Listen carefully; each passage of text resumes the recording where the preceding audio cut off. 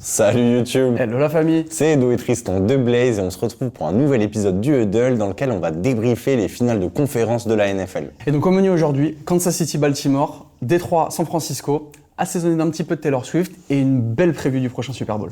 Ouais, pour parler de tout ça, on sera rejoint par Benjamin Bernard, par Marc-Angelo Souma et par Kachou, notre dernière recrue chez Blaze. On en profite d'ailleurs pour remercier l'Atelier 26 et Vincent Aubert pour leur accueil dans leur super atelier. Ouais, c'est une boîte de production qui nous accompagne et qui nous a gentiment prêté leurs locaux pour tourner cet épisode de Blaze. Un grand merci la famille.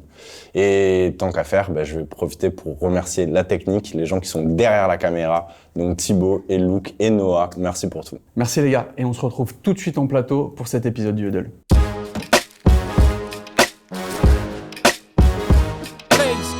On se retrouve pour le Huddle, le numéro 2 de Blaze. Et en plateau, je suis forcément avec mon acolyte Tristan. Salut tout le monde. Avec Marc-Angelo Souma. Bonsoir. General Manager des Mousquetaires de Paris. T'es aussi chroniqueur, enfin commentateur même sur beIN Sport. C'est ça. C'est la deuxième fois que tu viens. Et on a la star de beIN, Benjamin Bernard. Merci beaucoup de venir avec nous sur Blaze. Avec un grand plaisir. Avec des belles couleurs. Hein.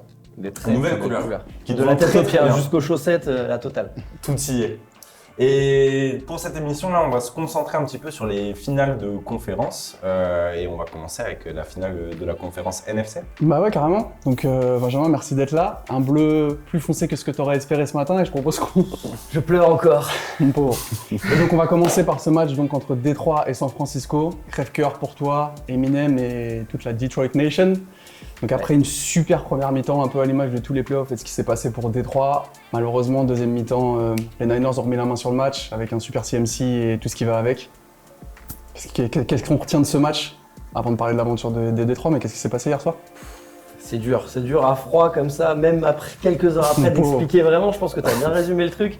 On fait peut-être la première mi-temps la plus aboutie de notre saison, en attaque et en défense. Parce que Dieu sait que la défense cette année, c'était dur. Ça a été compliqué par moments et une des plus mauvaises, si ce n'est la plus mauvaise deuxième mi-temps de la saison, avec à ce niveau-là plein de petites erreurs. Et si tu les mets bout à bout, ça peut pardonner en saison, ça peut passer en saison. Marco, je pense, dira pas le contraire.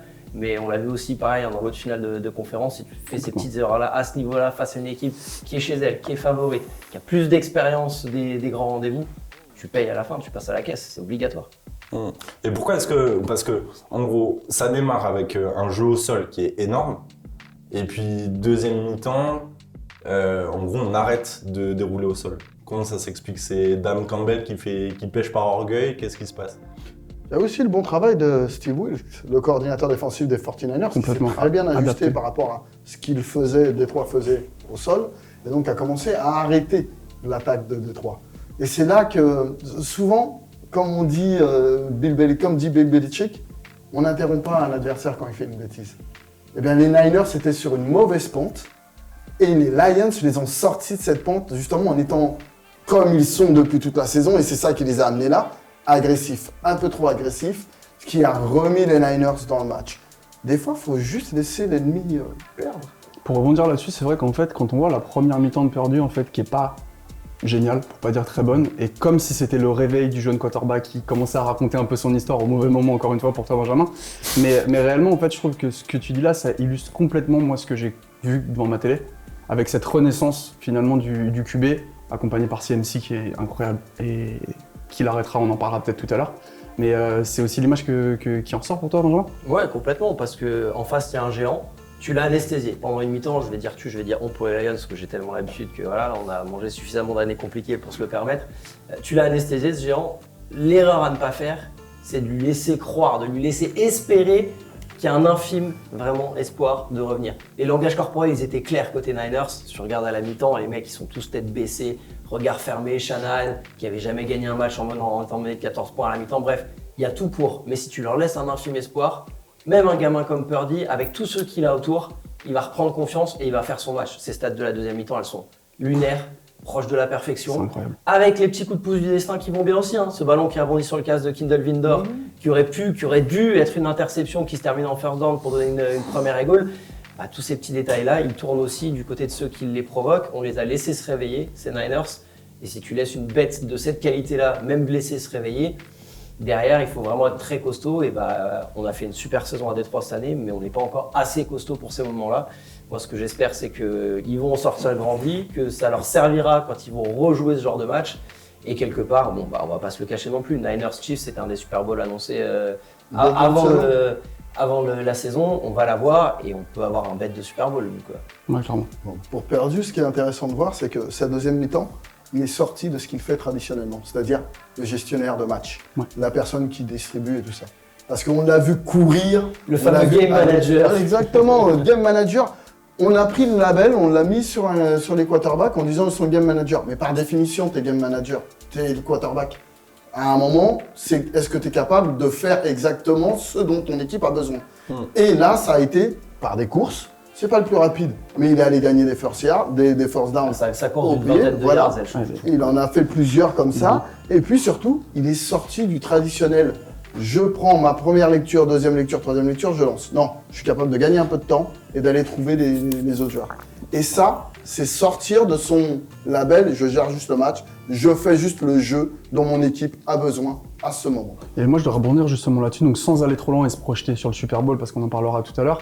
Mais cette deuxième mi-temps des Niners, Benjamin, tu as parlé de la deuxième mi-temps de Détroit qui était peut-être la plus mauvaise pour vous. Moi, j'ai l'impression de revoir des Niners du niveau de leur domination à la fin de l'automne, début hiver. On a l'impression qu'ils roulaient réellement. Pour moi, c'est l'équipe qui m'a montré le plus de domination en saison régulière dans ce que j'ai vu. Et est-ce que finalement, ils sont pas en train de retrouver ce mojo et ce jeu au meilleur des moments de la saison? De manière intermittente. Okay. Encore une fois. Ils sont passés à ça sur leurs 2 matchs de play-off quand même. Certes. Et tu peux pas l'oublier. Ils n'ont pas encore fait un match complet dans ces play-offs. Certes. Et s'ils font ça, même s'il faut une grosse mi-temps, la première ou la deuxième plus tard, on va en parler, ça pourra être rédhibitoire. Donc je ne suis pas encore complètement convaincu et encore persuadé d'avoir retrouvé, comme tu dis, ce rouleau compresseur qu'on a eu à un moment dans la saison. Même quand il y a eu la période de doute, derrière, ils avaient su se relancer. Bon, il y a eu la Pro Baltimore, mais je ne suis pas encore complètement vendu à ce niveau-là. Et je pense qu'il y a du boulot. Ils ont 2 semaines pour le faire. Ils ont le bon coaching staff pour le faire. Ils ont les playmakers à tous les niveaux du jeu pour le faire. Mais le boulot est là. Après, il y a une chose que tu recherches qui n'existe pas en fait. C'est-à-dire l'équipe qui contrôle totalement à ce niveau-là. Oui. Faut pas oublier, en face, il y a des bons joueurs, il y a des bons coachs et c'est du haut niveau. Ça veut dire que les erreurs que vous pouvez vous permettre de faire en saison régulière, la domination que vous pouvez avoir en saison régulière, vous ne l'aurez pas en finale de conférence et en finale du Super Bowl. Parce qu'en face, il y a aussi de très bonnes équipes qui elles aussi sont capables de dominer et l'ont fait pendant la saison. Donc c'est plus des alternances de domination. Je vais avoir cette possession, je vais avoir ce carton, mais il faut s'attendre à donner des shoots, en prendre et s'ajuster pour en redonner. Et à la fin, on en donne plus qu'on en a encaissé. C'est ça. Finalement, le match il finit à 3 points d'écart et il y a eu une tentative de 4e. Plutôt qu'un field goal. Est-ce que c'est ça? Est-ce que c'est pas le péché d'orgueil un petit peu de Dan Campbell? Il y en a 2 même. Il y en a 2 tentatives où ils peuvent prendre le field goal. Je sais pas ce que t'en penses, hein, Marco, on peut réécrire l'histoire 100 fois. Ça fait partie de toutes ces petites erreurs. Est-ce que c'est des erreurs ou pas? Ça, le temps va nous le dire aussi, parce que quand on est juste derrière, on réagit à chaud. Moi, cette nuit, j'étais furieux après Campbell. Et a posteriori, je me dis, est-ce que l'erreur, c'est pas plutôt d'être venu au match et d'être venu jouer une finale de conférence avec un kicker en qui t'as pas confiance? Parce que s'il l'a pas fait frapper ces field goals-là, c'est qu'il avait pas confiance et que pour lui, il y avait moins d'une chance sur 2 qu'il réussisse un field goal entre 40 et 50 yards, ce qui en NFL n'est pas non plus. Enfin, on a des mecs qui maintenant qui tapent de 60 yards quasiment sans problème. Donc, est-ce que c'est pas plutôt là la faute que de tenter les 4e? Il les a tentés toute la saison. Oui. C'est aussi grâce à ça qu'il est arrivé là. Il avait fait une conférence de presse où il avait dit si ça vous va pas, allez vous acheter des couches parce que de toute façon, moi je changerai pas et je vais appeler les mêmes jeux jusqu'à la fin de la saison. Donc, il a fait du Dan Campbell jusqu'au bout.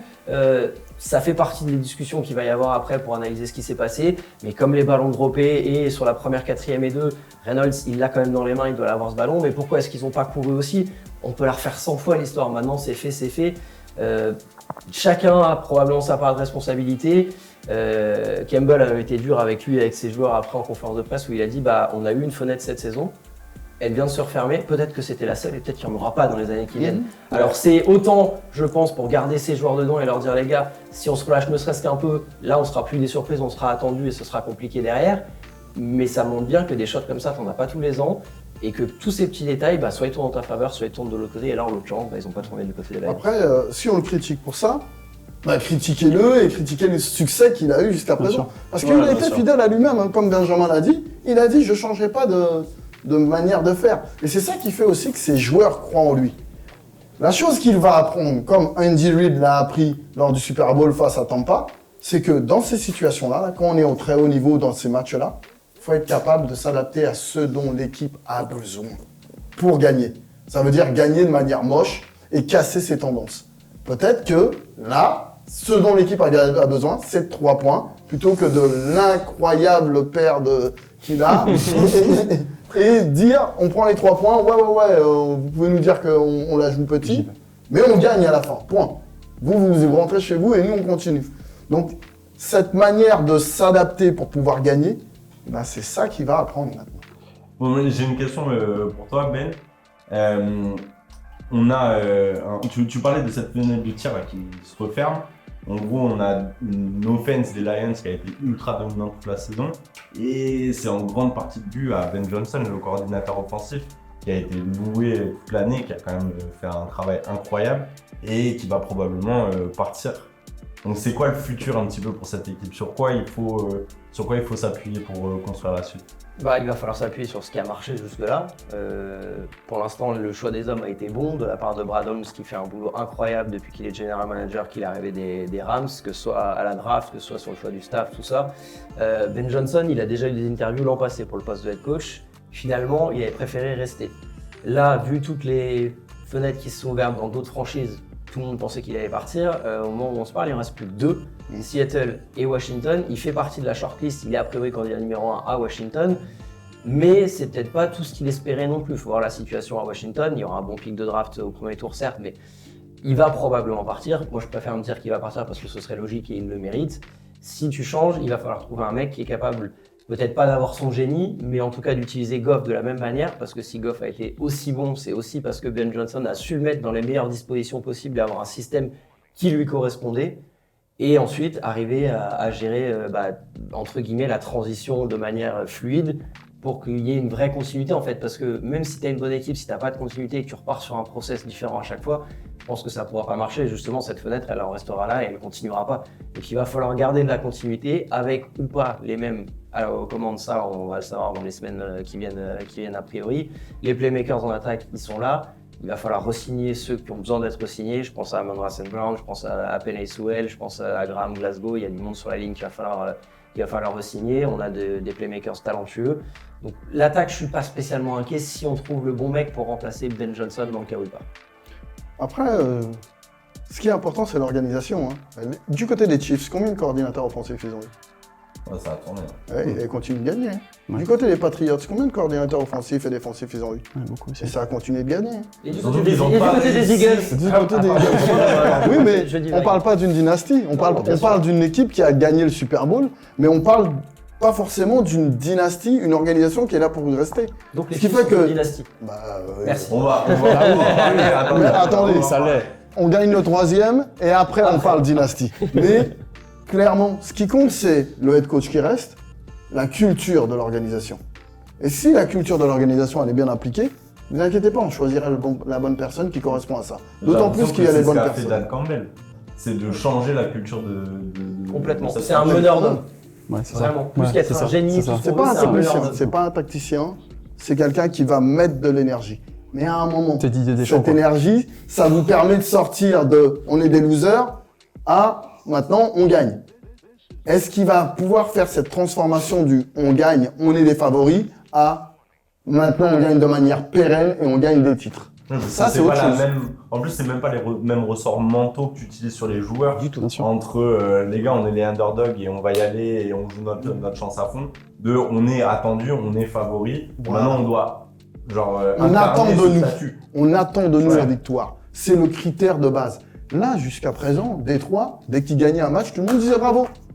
Maintenant, quand ils vont gagner un match, c'est normal. Il nous faut des balles alpha. Voilà. Bon, vous en avez quelques-uns. Bon, je pense qu'on peut refermer cette parenthèse. Complètement. Et qu'on va passer à la finale AFC. Pour ça, on va remercier Ben. Et on va... Je cède ma place, je cède mon ballon. Tout de suite. Akachu, bienvenue. Bienvenue. Merci. Hello, bienvenue. Et du coup, on est rejoint par Kachou, salut. Salut. Qui est la dernière recrue de Blaze et qui va nous accompagner, sur toute la partie réseaux sociaux, qui est un peu une fan des Ravens convaincue et qui fait plein de choses autour des fans. Tu vas nous aider sur plein de choses. C'est ça. En tout cas, je suis ravie de vous rejoindre cette belle équipe. C'est un peu un rêve pour moi de pouvoir être sur un plateau, peu importe le média, et de pouvoir... ça fait pro, hein. Ça fait super pro. Surtout, je vois qui est à côté de moi, qui m'a cédé le ballon, j'ai envie de te dire. Donc non, c'est vraiment un plaisir, surtout après ces derniers matchs et le match de cette nuit. J'ai envie de dire, ça égaye un peu mon cœur. On est ravis. Ouais, du coup, malheureusement... Non, Ça va aller. compliqué. Ça va aller. Malheureusement, on t'a confié le fauteuil des losers. Je me demande si vous n'avez pas fait exprès, justement. Ah, non, mais c'était pas prévu. J'ai Eminem qui s'occupe de moi derrière. Là. Eminem est là. Je peux pas répondre. Yes, et on profite de votre présence à tous les deux en plateau pour revenir sur ce Kansas City Chiefs Baltimore Ravens.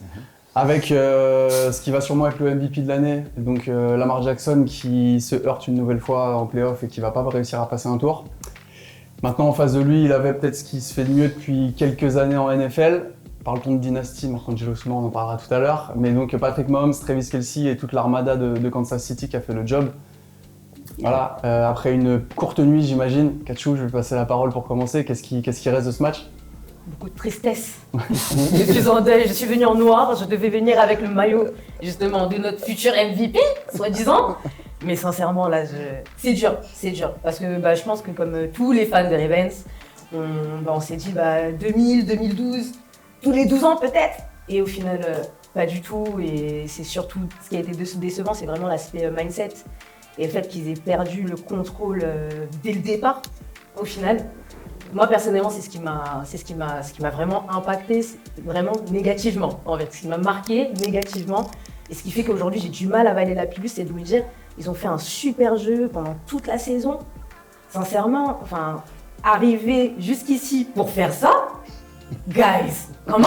Non mais c'est là où on voit que c'est pas du tout les mêmes matchs, ça n'a plus rien à voir la saison régulière et les playoffs. Et je trouve que c'est une illustration parfaite.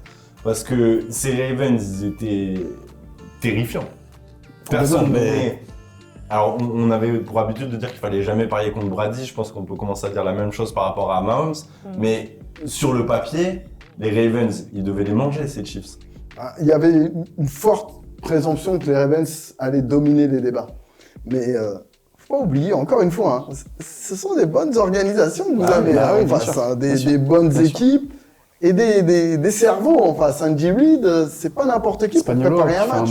Donc forcément, ça va être plus compliqué. Après, du côté des Ravens, Lamar Jackson a bien joué. Alors, Attendez. Kachou. Non, même moi, je ne peux pas te laisser dire ça. Vous avez tendance à vous dire que Lamar Jackson va faire tous les matchs à 300 yards, 100 yards à la course. Non, mais il y a... Non, il y a pas... Attendez, laissez-moi finir. Excusez-moi, monsieur Souma. Néanmoins, il faut prendre en compte aussi que, à côté, vous avez aussi des gens qui doivent faire leur boulot.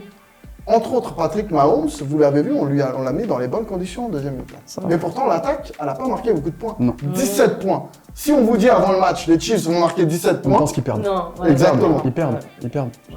Donc, du côté des Ravens, combien de courses il y a eu? Mais c'est ça.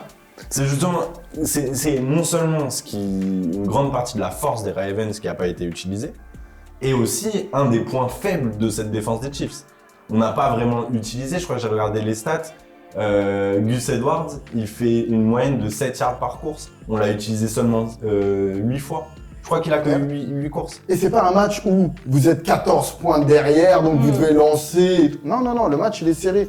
Le plus grand écart qu'il y a eu, c'est 10 points. Donc vous avez le temps de développer votre jeu. Qui fait le choix de ces jeux? Lamar Jackson? Non, le coordinateur offensif. Voilà. Donc je pense que le ratage des Ravens est à regarder de ce côté, mais c'est pas tout. Il y a aussi carrément le manque d'expérience de cette équipe. Et à l'inverse, combien il y a eu de flags, combien il y a eu de jeux ratés, combien et pas n'importe quoi. On arrive devant la zone de l'embut, fumble, interception dans la zone de l'embut. On a paniqué du côté des Ravens.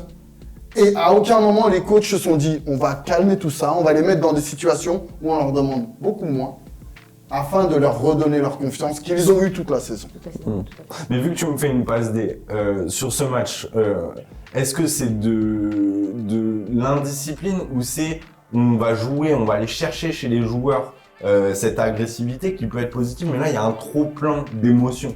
Parce que on a vu Patrick Quinn, on a vu Roquan Smith être très très agressif, mais devenir méchant. Un peu trop. Et ils sont sortis de leur match en fait. Il y a Kelsey qui les chambrait, il est rentré dans leur tête et ils ont joué son jeu. L'agressivité, elle est naturelle. C'est-à-dire qu'on doit jouer agressif. Ah oui, on doit complètement. jouer fâché. Mais par contre, on a le contrôle de C'est cette ça. agressivité. Et ça vient avec l'expérience. C'est pour ça que les matchs universitaires sont assez impressionnants et que ça va dans tous les sens, parce qu'eux, ils ne contrôlent pas leurs émotions. Donc ça part dans tous les sens et on peut avoir des 17 points d'un coin et des retournements de situation incroyables.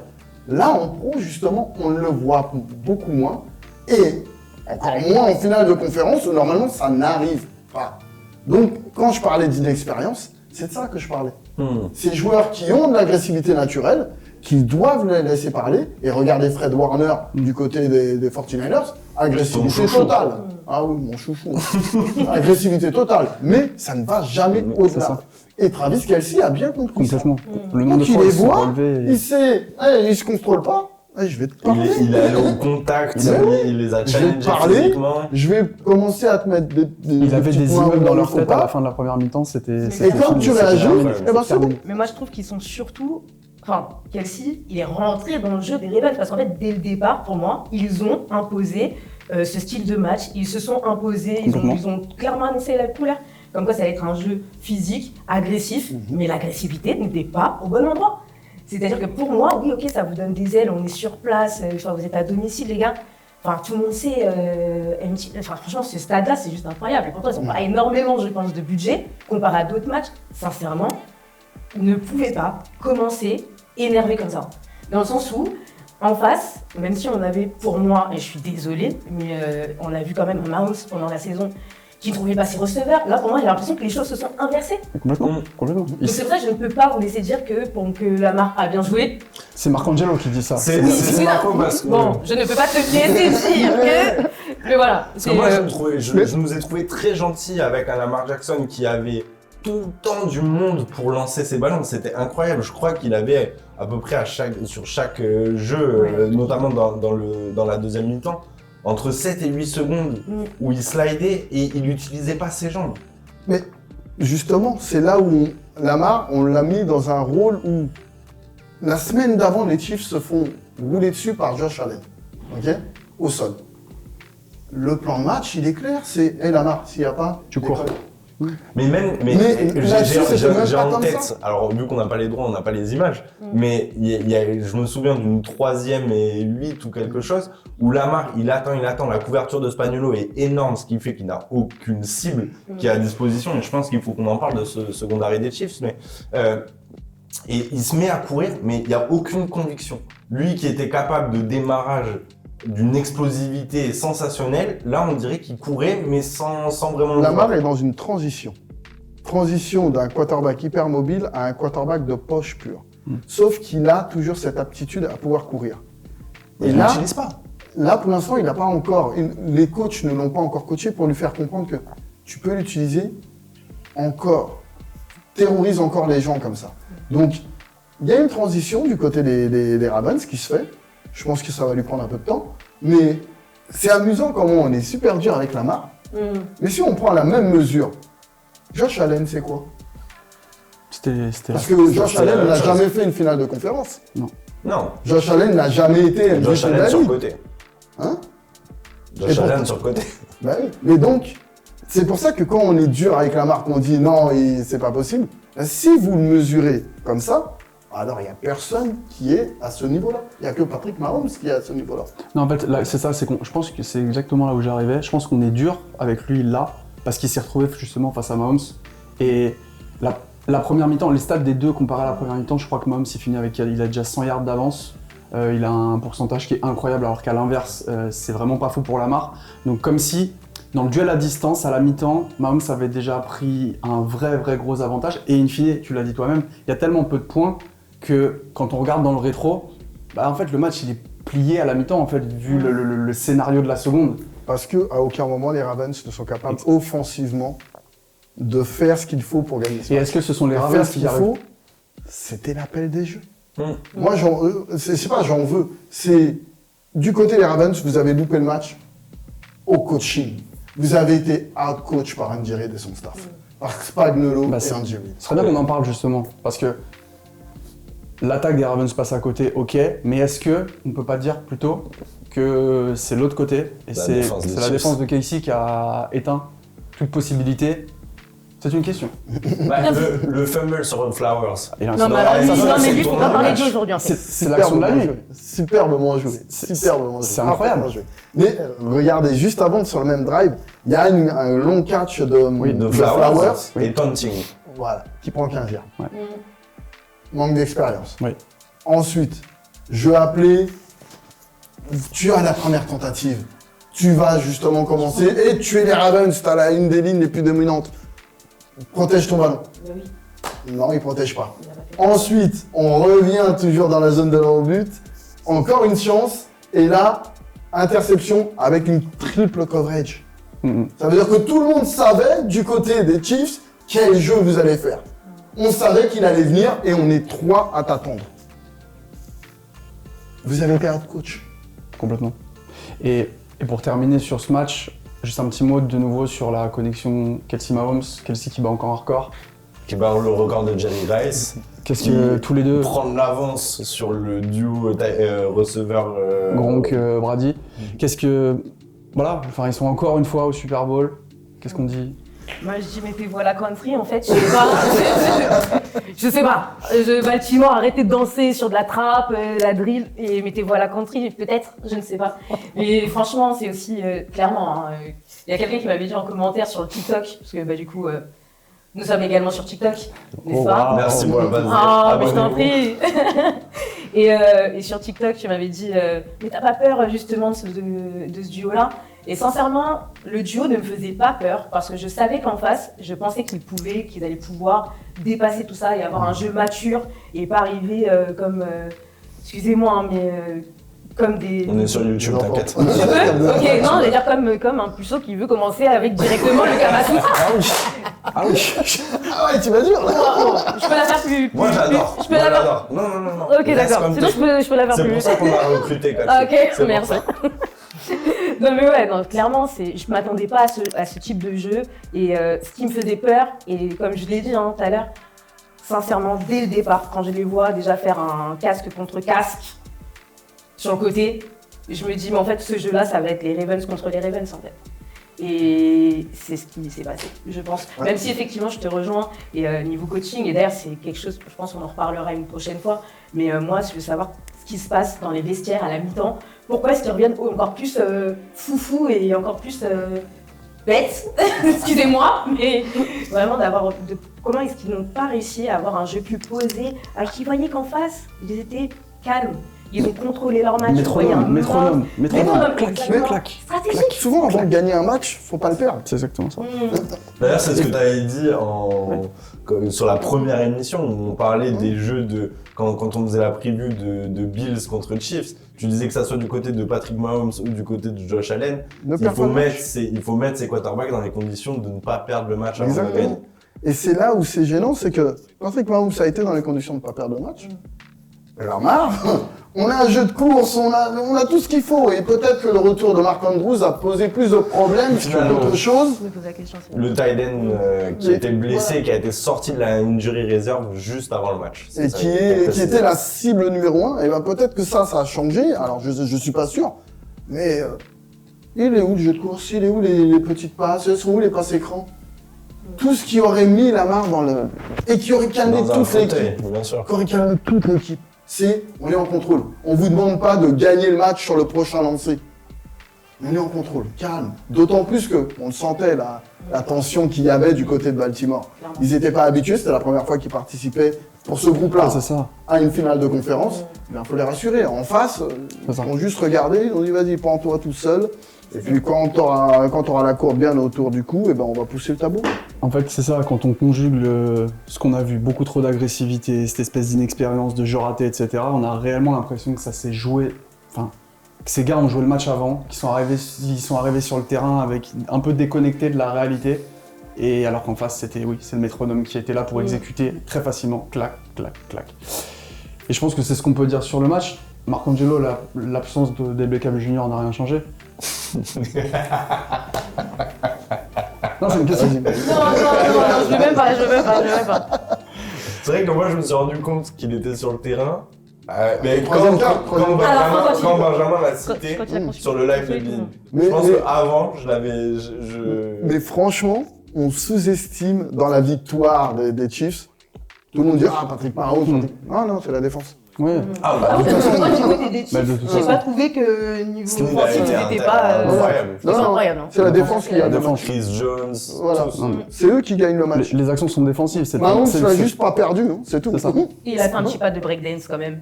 Parce que sincèrement, ça m'a vraiment impressionné. Autant on a eu. Alors je ne connais pas le terme technique. Quand il se fait saquer. Voilà, il reste sur la pointe des pieds, il tourne. Sincèrement, je me suis dit, c'est bon, sortez les cartons, les gars. Non, mais ça, où est le MC? Non, mais franchement. Moi, je voyais les deux genoux brisés, et puis finalement, il a failli s'en sortir. Bon, mais je pense qu'on peut fermer ce chapitre de la conférence AFC. Les Chiefs sont champions, iront au Super Bowl. Et je pense que justement, ce Super Bowl, on a plein de choses à dire pour avancer dessus.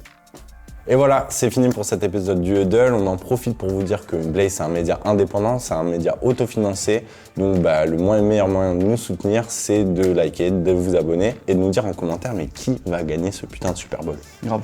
À bientôt.